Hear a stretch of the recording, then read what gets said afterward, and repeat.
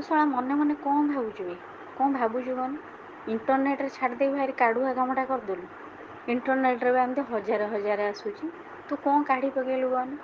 ତୁ ଶଳା କହୁଛୁ ତୋତେ 6 ମାସରୁ ନେଲି। ଆମେ ଯେତେବେଳେ ତାକୁ 18 ବର୍ଷର କରିଥିଲୁ, 18 ବର୍ଷର କରିଥିଲୁ, ତୁ କେମିତି ଶଳା ଟାଉଟର ଭଳିଆ ନେଇଗଲୁ ଆସିକି?